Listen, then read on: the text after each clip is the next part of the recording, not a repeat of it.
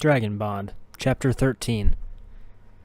Talon transformed as soon as he cleared the tunnel, skin rippling and giving way to scale, limbs changing, wings forming. At first it hurt, but then he felt his powerful haunches beneath him, and he was springing into the air. He had never occupied another form for so long, and he worried that he might have forgotten how to fly. But his great wings flapped, stirring the air and rustling dried fronds on the ground, and lifted him aloft. As the joy of flight surged through him, the wind whispering past his face, the draft tugging at his tail, he almost forgot about the threat of dragons waiting, though he had been aware of their presence as soon as that damnable collar had been broken. He picked up speed immediately, knowing they would feel his presence too, and that they would have figured out what happened as soon as they stopped sensing the collar and instead sensed him. Before he saw the dragons crouching under the shadow of a cusp of castana trees, he identified them, 3 out of 4 of the auras being imprinted on his mind. He well remembered the chamber guards who had jumped to obey Hool's orders a year before, surrounding him, forcing him into that collar, and then taking him to that mine. He was tempted to dive straight for them and start a battle, heedless of the odds, but even his euphoria of having his form back and the feeling the air beneath his wings could not make him a complete fool. Instead, as he had promised Zala he would, he sailed toward the sky, where twilight was descending as heavy rain clouds rolled in. He did not see the other dragons spring into the air to follow him, but he heard them. With his wings stretched to their maximum, pumping with powerful strokes, Talon picked up speed. He streaked towards Mount Slash, tempted to sweep aside the cavern up there to see if Hool was lounging about, being useless, but he did not want the dragons up there to be on guard. Instead, he flew to the west, toward the volcano and the range of mountains that separated the jungle from the desert. It hadn't erupted in the time his kind had been in this world, but it smoldered often, and lava steamed down in the crater. He outdistanced the dragons chasing him, but he knew they could still see him. He could still sense them. They were flying at different speeds, with 2 pulling ahead. He wondered if he could separate them enough to attack them individually and win. Was there anything to be gained by fighting them? Perhaps killing them? They were Hool's minions, but they would serve whoever claimed this kingdom next. And thus far, he hadn't killed any dragons, unless watching Zala slay Skarkoft counted. With the first blood that he personally drew, he would make himself an enemy of his kind. Marith might understand, but few others would. As far as the rest of his kind knew, he would be openly allying himself with the humans. Was that what he wanted? He debated it as he sailed toward the volcano, following the air currents as if he meant to fly past it and continue on. He had told Zala that he would return to her, that he wanted her, implying that he wanted a life that had her in it somehow. As soon as he had changed into his natural form, he had lost that lust that had been a constant companion to him ever since he met Zala. But even now, with the lust gone, he found he still wished to return to her and stand at her side, to take her flying as he had promised. He wanted to get to know her in a way that there hadn't been time for yet, and he still found himself annoyed with the policies of his kind. He was sympathetic toward the humans. Hadn't they endured enough from his kind? Perhaps if he chose to fight on their side, he would end up dead, but perhaps he would be the first of many to turn his back on Hool and his greed. Well, many might be overly optimistic, but if he led the way, might not others follow? Others who wouldn't have been brave enough to defy the majority of their own accord? He couldn't possibly be the only one who felt that the slaughter of the original inhabitants of this world was wrong, could he? At the least, he might force them to negotiate, as he had hoped before. It would be worth risking himself, worth being thought a traitor, if it resulted in dragons and humans forming a peace treaty. He banked, flying up the slope of the volcano instead of continuing past it. He swooped over the rim and searched the crater, aware of the molten rock steaming below as rain splashed onto it. The glowing orange pool of lava contained heat enough to harm even a dragon. He found a jagged outcropping a dozen meters below the rim and perched upon it. Would the others follow him in here? He flexed his muscles, the thought of a fight sending blood surging through his veins. The first dragon streaked into view above him, coasting into sight against the gray clouds. A female. She wasn't flying as warily as Talon expected.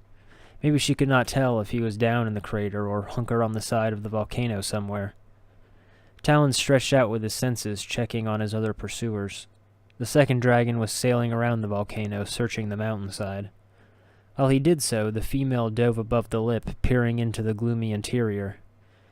The other two had fallen behind, but they would catch up soon. If he meant to act, meant to take this final step that would push him to the other side, he had to do it soon.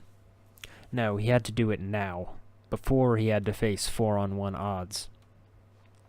He leaped, claws outstretched as he arrowed toward the female.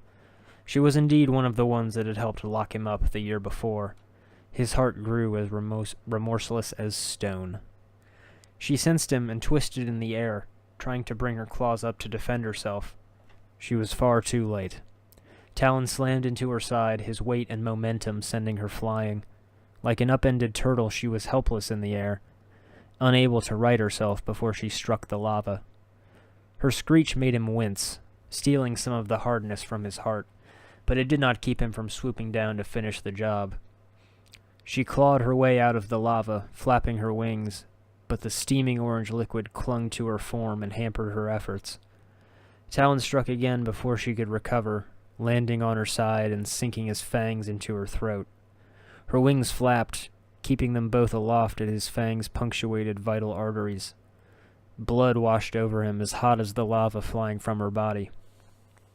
She struggled briefly, but the life bled out of her, and eventually her body slumped in his grip. Talon dropped her into the lava. Before he could relax, his senses screamed a warning. The second dragon streaked toward him, claws outstretched. This time he had the advantage of streaking down from a higher elevation. Knowing he couldn't let himself be caught right above the lava pool, he flapped his wings with the speed of a hummingbird. The other dragon swooped down, but Talon darted aside, avoiding him. His foe pulled up hard, belly almost skimming the lava pool. Talon turned, picking up speed as he flew toward him. The other two dragons couldn't be far behind, so he had to finish off this one before they arrived. His enemy screeched and charged at him. Talon weighed more than the other dragon and had a wider wingspan, but he did not appear intimidated. Right before they came together, claws slashing and lips rippling back to reveal fangs, he hurled a mental blast at Talon. Usually only females had such power, so it surprised him, but not enough to harm him. When he had been a human, Semtrus's attacks had been devastating, but as a dragon he always kept a wall around his mind, as his mother had taught him a century earlier.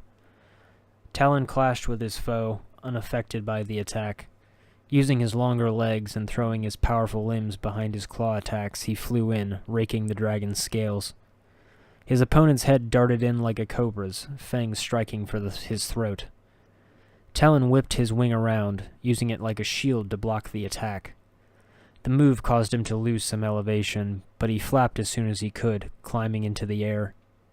The dragon chased him, but Talon was the quicker. When he reached the rim of the crater, he whirled. Once again he used gravity and momentum, arrowing down toward his foe. Since the dragon had been right behind Talon, he did not have the distance to gain as much speed as he would have liked. His opponent saw him coming and attempted to dodge. Anticipating the move, Talon raked him with his claws. This time he felt the satisfaction of the sharp tips sinking several inches into flesh as they scraped down the dragon's side. His adversary screeched in pain and battered Talon with his wings, but Talon had already swooped past the dragon and the attack came too late. He twisted in the air and grabbed his foe's tail, his claws sinking in like anchors. He climbed up the dragon's back, plunging his claws in with every adjustment. His enemy screamed again, wings flailing about, but he could not hit Talon, not while he was too busy trying to stay airborne. Talon yanked himself up until he could sink his teeth into the back of the dragon's neck. From this position he could not sever any major arteries, but he shook his head. Bone crunched beneath his fangs. The flailing wings lurched to a stop, and the dragon started to fall with Talon still on his back. He gave his wounded opponent a final shake to be sure he could not recover, then released him. He flapped his wings to stay aloft, watching as the other dragon tumbled through the air, his head limp, and finally fell into the lava. The female's body had already disappeared beneath the surface. It occurred to him that the molten lava would hide both of their deaths, and that if he flew now he might get away with nobody knowing for certain that he had betrayed his kind. But other witnesses remained. Talon flew toward the top of the volcano to check on the other two dragons. They should have caught up by now, and they would have sensed the pain, the deaths of their colleagues. They might be planning an attack even now. But when he reached the top, flying above the volcano and into the rain, he saw the two other dragons in the distance. They were flying back toward the valley. To warn Hool and anyone else who would listen? To tell them that Aristolonis had returned and was a threat? He considered giving chase and striking them down before they could report back, but he couldn't bring himself to attack opponents that were fleeing. Besides, he wanted to check on Zala. His fate was already sealed. He had to make sure she survived this night. Even with him leading her, the mission she had chosen herself was not an easy one.